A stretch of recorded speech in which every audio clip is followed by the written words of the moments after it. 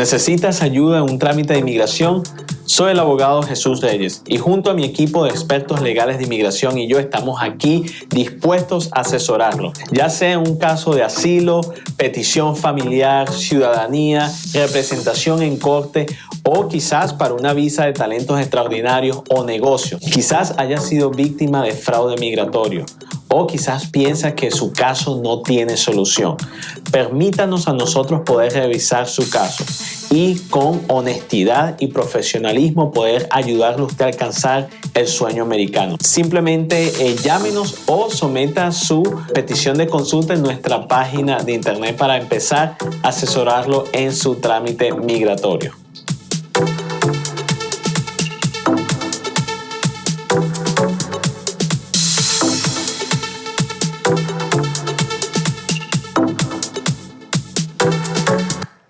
Buenas noches, bienvenidos a Agárrate. Llegamos al final de la semana. Hoy es viernes 22 de enero del año 2021 y comienzo por recomendarte que te hagas la prueba del COVID-19 porque parece que ahora vienen medidas más estrictas con respecto a la pandemia por decisiones que hemos visto ya del gobierno del presidente Joe Biden. Así que hazte la prueba. Ten eso clarito, si lo tienes y tenlo en la mano, ve a Farm Aid Pharmacy, ahí vas a hacerte la prueba y en apenas 15 o 20 minutos vas a tener un resultado certero. Visítalos en su sede física en Pembroke Pines.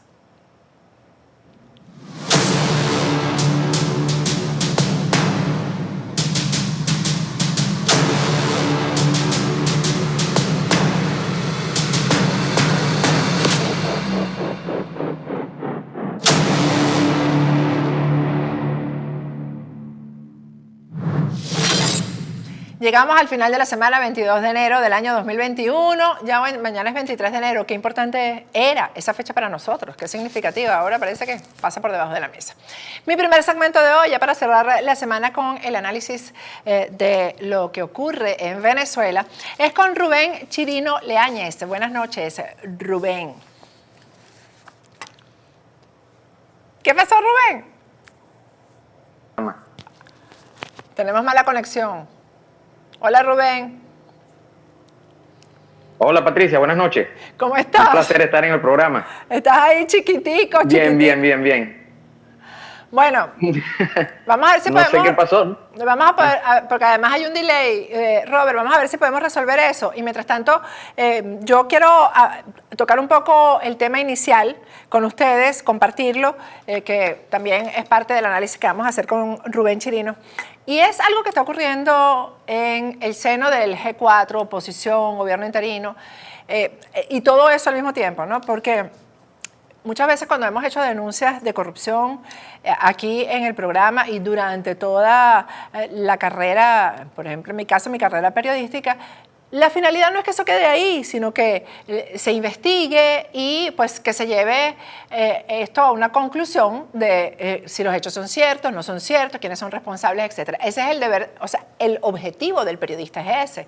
Y muchas veces yo les he dicho que pues el periodista lo tiene que tener todas las pruebas en la mano y lo sostengo porque se supone que hay entes autorizados para conseguir las pruebas, porque el periodista tiene cierto acceso, pero no tiene autoridad, por ejemplo, para un interrogatorio, no tiene autoridad para quizás ir más allá de lo que le permite el oficio en el sentido de los archivos, etcétera. Ni mucho menos en un país como Venezuela, donde todas las fuentes se bloquean con el periodismo libre.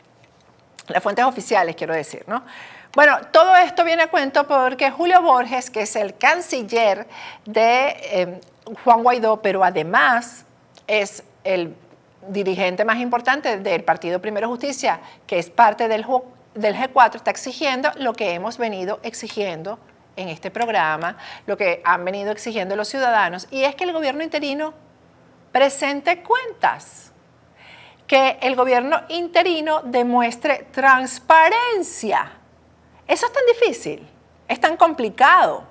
Vamos a ver lo que ha publicado Julio Borges el día de hoy y cierto debate que se ha dado ahí en las redes, porque esto es otro tema. Julio Borges lo lleva a las redes, pero internamente Julio Borges ha exigido esto. Se ha enfrentado con Juan Guaidó, que en este caso es el presidente del gobierno, que Julio Borges es canciller. Primero Justicia, internamente, como parte del G4, ha exigido esto, digamos, como condición fundamental para continuar dándole apoyo a Juan Guaidó, porque definitivamente el canciller, que Julio Borges, es parte de este gobierno interino, o como quiera que se le llame, es parte del equipo de Juan Guaidó, el canciller, digamos, creo que es lo más importante en cuanto, creo no, es la figura más importante en cuanto a la política internacional. Entonces, que Julio Borges esté pidiendo esto, ¿qué significa? Significa que lo pidió internamente, privadamente, y no le han dado respuesta, como no, obviamente a mí nunca me iban a dar una respuesta. Y entonces ahora esto se lleva a las redes para que sea público y notorio que Juan Guaidó no quiere entregar cuentas, porque hay que entregarlas, porque es que es mucha plata la que se ha manejado, es que son muchas empresas del Estado que ellos han manejado durante 2 años y se han hecho denuncias que son específicas, que son claras, con detalles, con nombres, apellidos, cifras, hechos. Julio Borges publica el día de hoy. Vamos a compartir con ustedes las publicaciones. Alertamos que la írrita asamblea de Nicolás Maduro viene con una andanada de guerra sucia y acusaciones falsas contra el liderazgo democrático. Por eso reiteramos que la mejor forma de combatir las mentiras de la dictadura es con transparencia. Ven conmigo un momentico para comentar esto, ¿no? Me parece que esta no debe ser la razón por la cual debe haber transparencia. Porque venga una ola de guerra sucia, entonces por eso es que hay que ser transparente. No, hay que ser transparente porque hay que ser transparente. Hay que ser transparente porque si eres funcionario público estás manejando el dinero de otro, no el tuyo. Hay que ser transparente porque el ciudadano se lo merece. Hay que ser transparente porque tenemos 20 años de no transparencia, de robo, de saqueo, de corrupción. Es por eso que hay que ser transparente, no para evitar la guerra sucia. Entonces, es que yo no voy a ser prostituta para que no digan que soy prostituta. No soy prostituta porque no me voy a acostar con 15 tipos al mismo tiempo por plata. Entonces, esa es la razón. Eso es lo que me inspira a la transparencia, que no me hagan guerra sucia, igualito te la van a hacer igualito. La transparencia es necesaria para que haya democracia en Venezuela, para que haya justicia, para que haya paz, para que haya libertad. Bueno, y además para que la gente empiece a creer de nuevo, porque ya la gente no cree en nadie. Entonces, ¿cómo haces para que la gente vuelva a creer en elecciones, en que yo elijo a alguien para un cargo donde se va a manejar dinero y ese dinero va a ser bien manejado? Para eso la transparencia, Julio. No para que no te hagan guerra sucia. Pero bueno, vamos a continuar viendo lo que publica el canciller de Guaidó el día, en estos días. Yo creo que esto es precisamente el día, sí, es de hoy. Es de hoy. Desde Primero Justicia queremos insistir en la necesidad de mostrar los resultados concretos de las investigaciones que hemos solicitado, con el fin de aclarar si hubo un manejo transparente de los fondos públicos. Sigue. Nos debe unir la lucha por la honestidad y la transparencia en todas nuestras acciones. El gobierno interino está en la obligación de dar el ejemplo en un país que está destruido por la corrupción del régimen de Nicolás Maduro. Es fundamental dar respuesta a cada caso que ha creado dudas en la opinión pública y dar acceso a toda la información necesaria para esclarecer de manera correcta cada uno de los eventos. Vamos otra vez para atrás. Acceso, de eso les hablaba al principio. El acceso a la información. Esto es fundamental para que haya democracia. Que un periodista que quiera hacer una investigación pueda revisar archivos, pueda tener el privilegio de entrevistar a los involucrados y que no se le bloquee, que se le deje de contestar los correos como nos ha pasado a nosotros, que hemos invitado aquí a algunas personas señaladas y ni siquiera contestan. Entonces, Eso es el acceso. Y precisamente cuando hay dictaduras, lo primero que se bloquea es el acceso a las fuentes públicas. Esa es parte de la violación a la libertad de expresión, que no es un derecho del periodista, es un derecho ciudadano. No es un derecho del periodista. Vamos a seguir viendo las publicaciones de Julio Borges. Venezuela merece una explicación sobre casos como el de la protección de activos en el exterior, Cristalex, Petro Paraguay, el manejo de la Fundación Simón Bolívar de Citgo, las irregularidades de la Comisión de Contraloría, entre otras. Lo correcto es mostrar transparencia en la gestión. Bueno, entonces aquí brincó alguien, una joya, ¿lo tenemos ahí para ponerlo? La joya de la corona que brincó, ponlo ahí. John Goycochea, Julio, eres canciller y jefe de una de las fracciones parlamentarias que apoyan a Guaidó. Se lo está recordando como que, mira, cállate la boca, porque tú eres cómplice. Eso es lo que le está diciendo, tú has sido cómplice con nosotros. Es lo que le está diciendo aquí, ¿no? Has participado en la protección de cada empresa recuperada, es decir, tú sabes lo que hemos hecho, Julio. Cállate la boca, porque si no, entonces tú también vas a salir embarrado.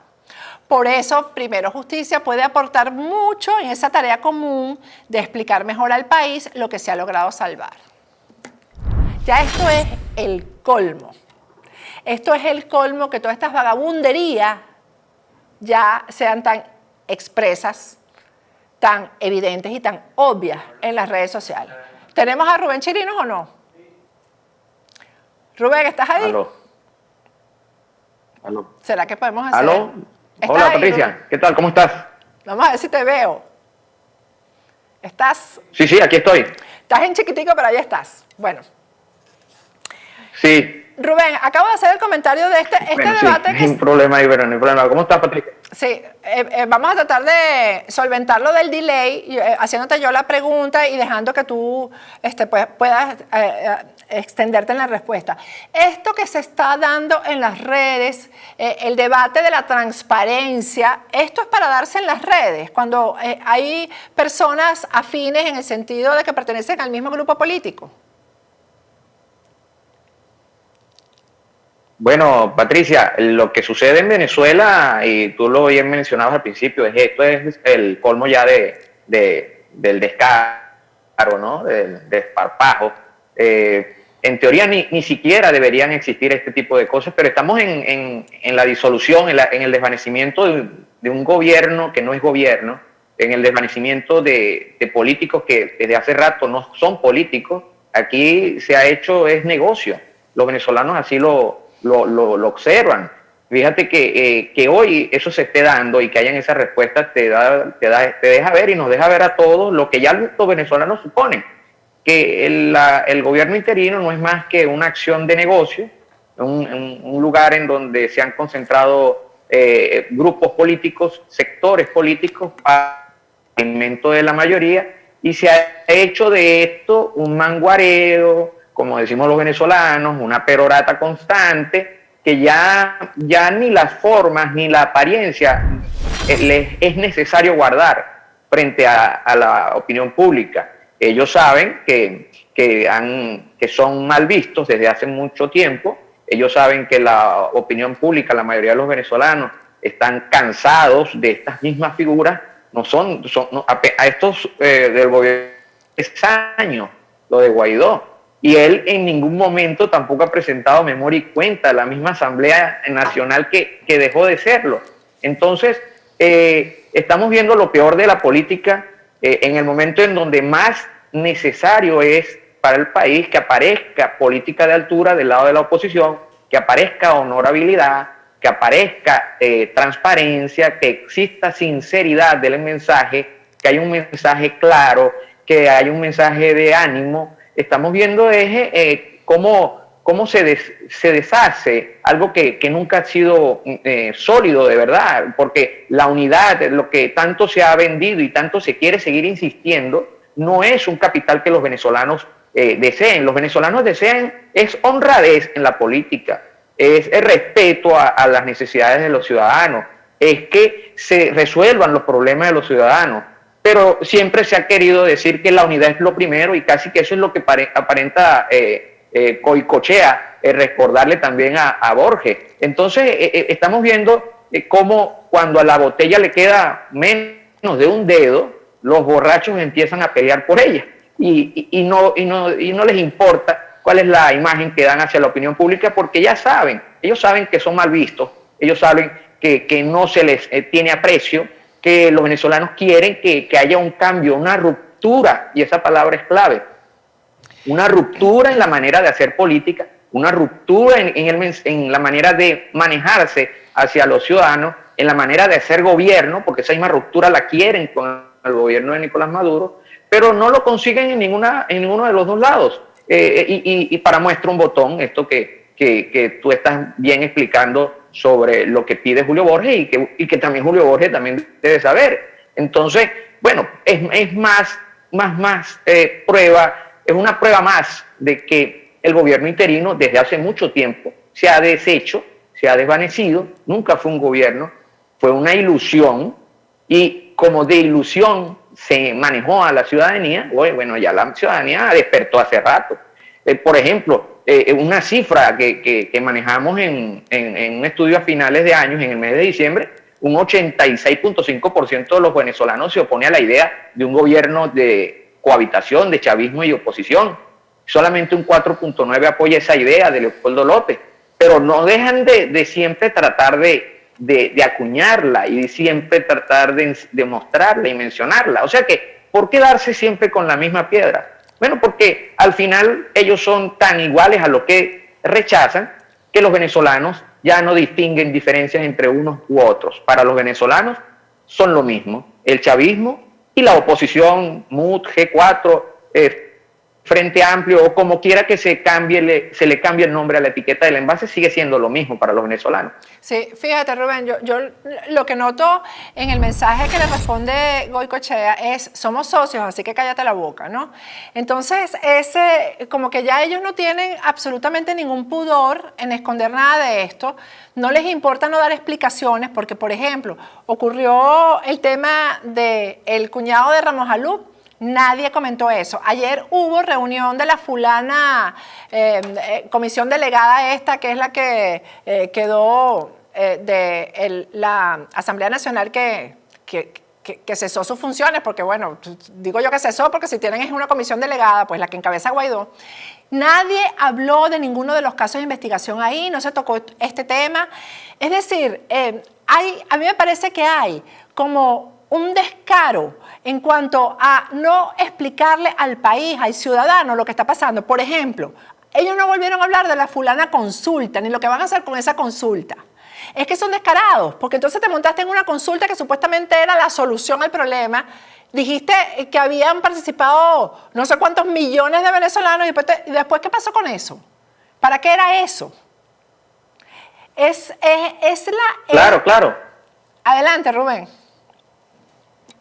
Claro, Patricia, fíjate, lo decíamos y lo medimos. Siempre la gente no estaba entusiasmado, no estuvo entusiasmado ni con las parlamentarias ni con la consulta, con ninguno de los dos eventos.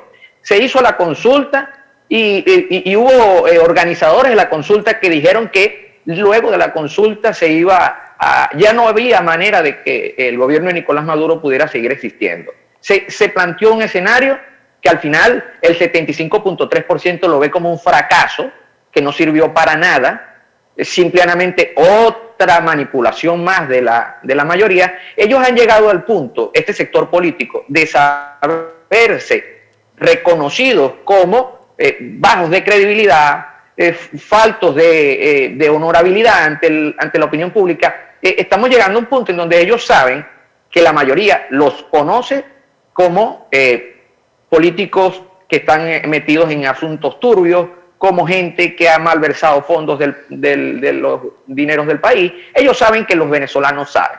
O sea que igual como Maduro sabe que ellos que el chavismo es minoría. Entonces, ¿qué sucede?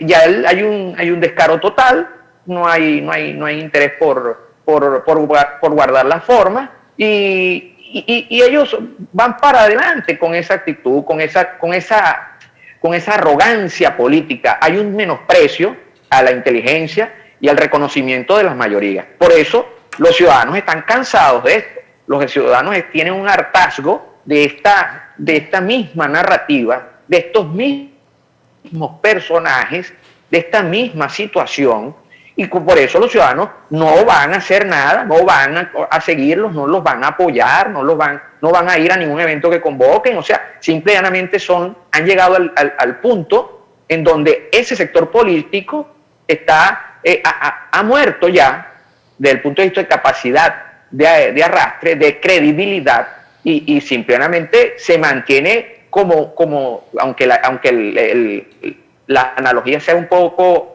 amarga, como el ser humano que está pegado a una máquina para sostener su vida. Entonces, la máquina aquí es el dinero. Entonces, ellos se mantienen ahí es por el dinero y un aparato de propaganda, pero de resto no hay pueblo, no hay país. Entonces, simplemente para poder ir hacia adelante y para que el país pueda volver a creer, aquí muchos actores políticos tienen que hacerse a un lado, desaparecer y bueno, retirarse de este terreno de la política venezolana, porque simple y llanamente, mientras existan, seguirán siendo un obstáculo. Pero yo creo que ellos no se van a hacer a un lado voluntariamente, hay que hacerlos a un lado, pero yo creo que la única manera es que surgiera una tercera vía que sí tuviera credibilidad y que demostrara, yo creo que la palabra, aunque suene romántico, que demostrara amor por el país y no por el dinero, Rubén. Y que demostrara que además su interés es el colectivo, no el individual, porque aquí estos han demostrado que lo que quieren es su bienestar, no el bienestar del país. ¿Tú crees que hay posibilidades de ese escenario en Venezuela? De una Claro, tercera Patricia, vía? fíjate.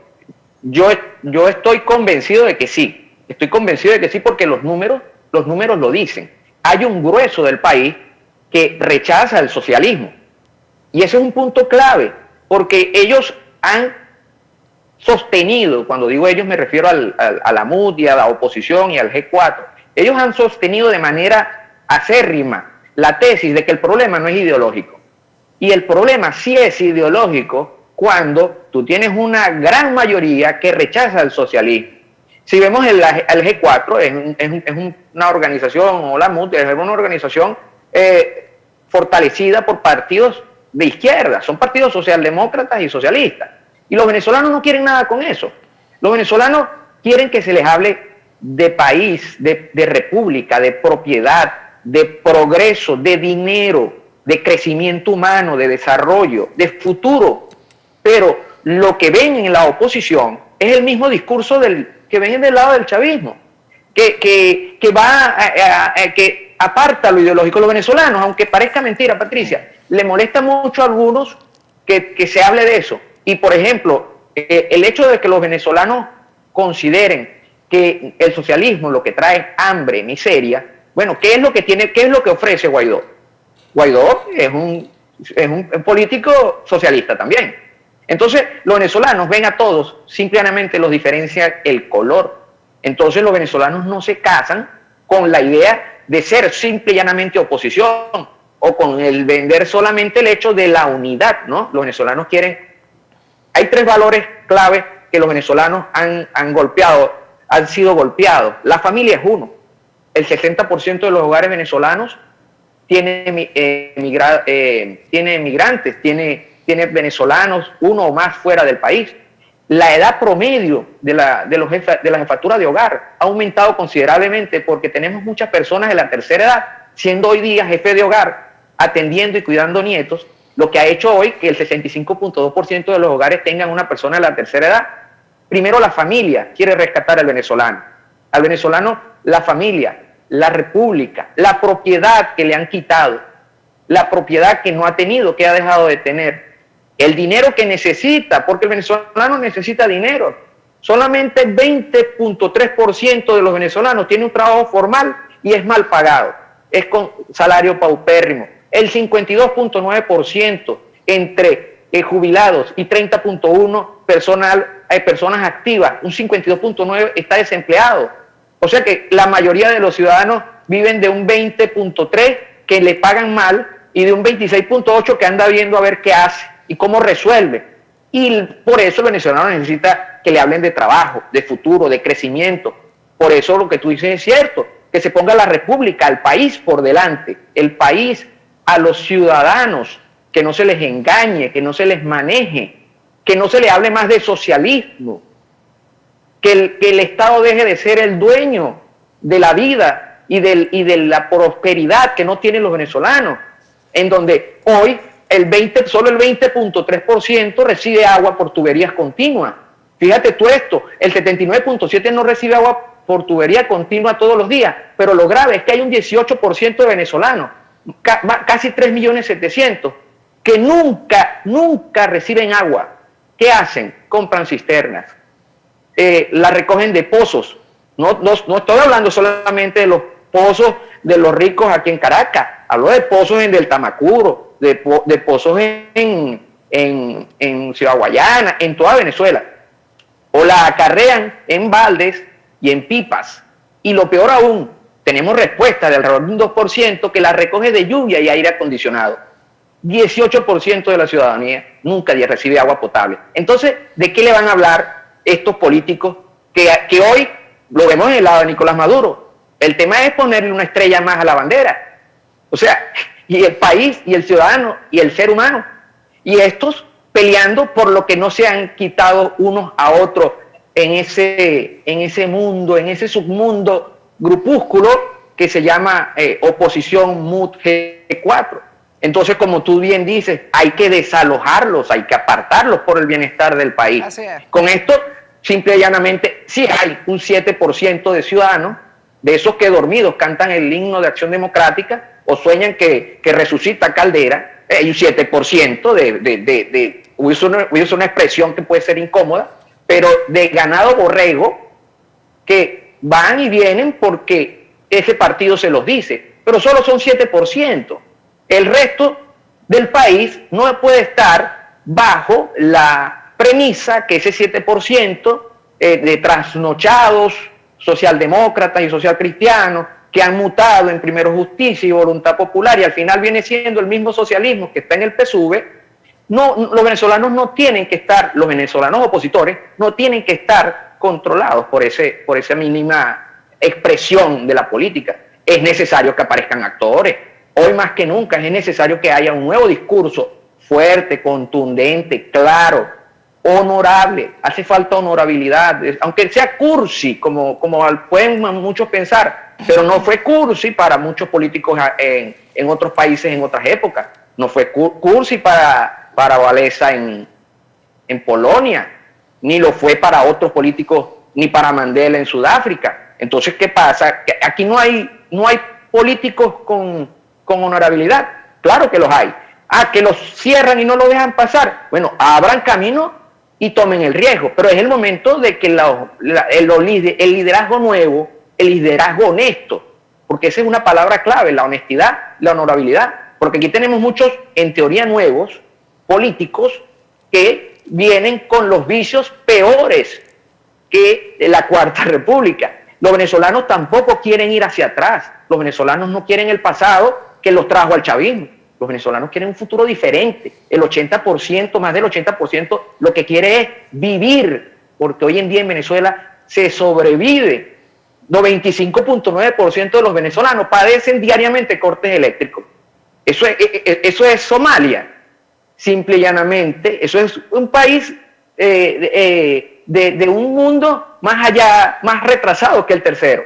Fíjate que estamos en el puesto 160 de libertades humanas, a 2 puestos de Siria en el último lugar. Entonces, solamente 4.1% de los venezolanos califican de servicio eléctrico como bueno.